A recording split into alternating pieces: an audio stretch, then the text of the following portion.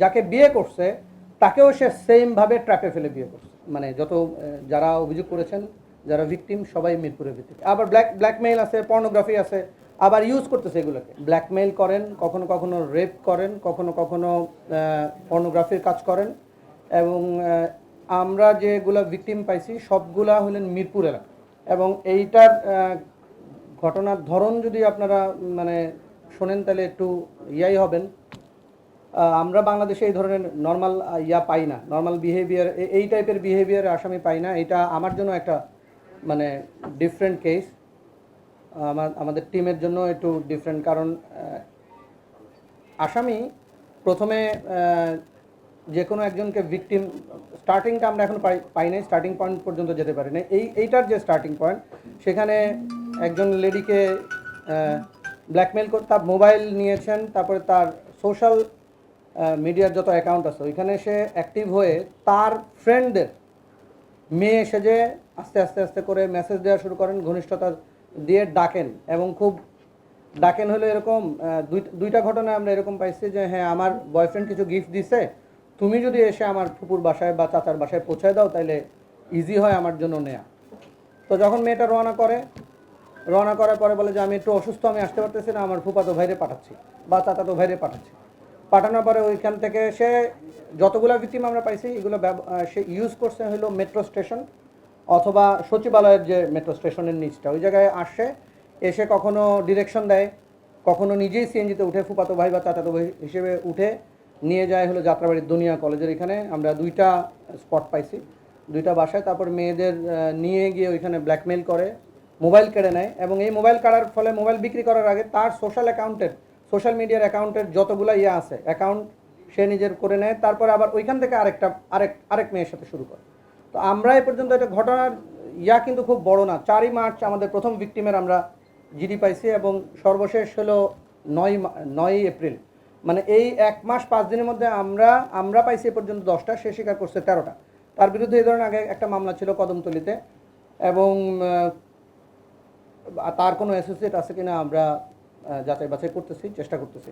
এবং আমরা আশা করি যে আমাদের কাছে আমরা আশঙ্কা করতেছি এই ধরনের আরও ভিকটিম হয়তো আছেন যাদেরকে সে এই ধরনের ব্ল্যাকমেইল করছেন।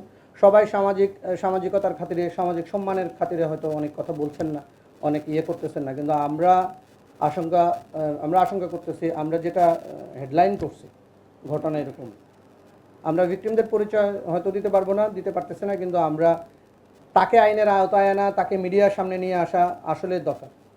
আমাদের মেয়েরা যাতে কোনোভাবে এই ধরনের কোনো ভিকটিম না হয় এবং কোনোভাবেই যেন সমাজে এই ব্যাধিটা ছড়িয়ে না পড়ে, এই জন্য আসা।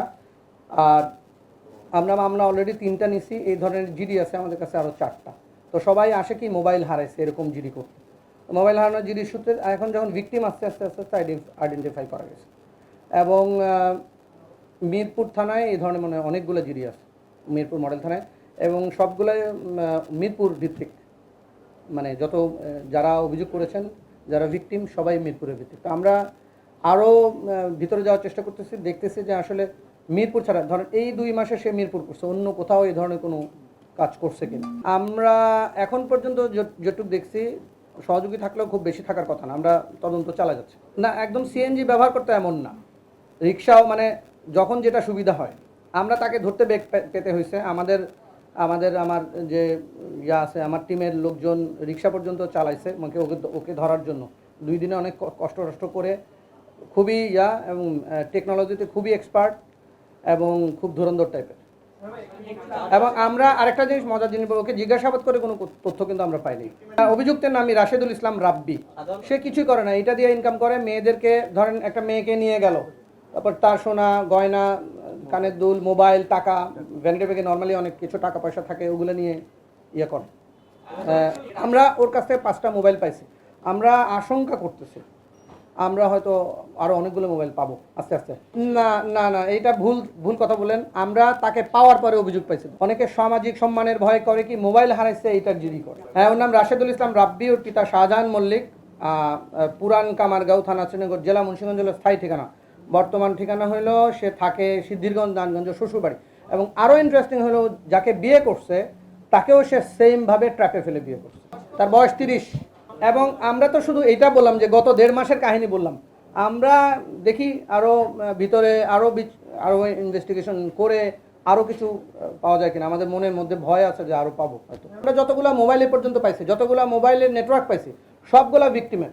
এবং কেউ কেউ সামাজিক সম্মানের ভয়ে জিডি করে নাই, কেউ আমাদের কাছে আসে নাই, কেউ কেউ আসছেন সাহস করে 2-3 জন আসছেন দেখে আমরা এই তথ্যগুলো পুরোটা পাইছি। এবং এই আমরা পাওয়ার পরে আমরা যখন ছবিটা দিলাম বা এই ধরনের দিলাম, তখন দেখা যায় যে, এবং আমি আপনাদেরকে বলছি যে প্যাটার্নটা হলো সব ভিকটিম হলো মিরপুর অঞ্চলের, এবং সবার সাথে যে সে মানে রেপ করছে এরকম না।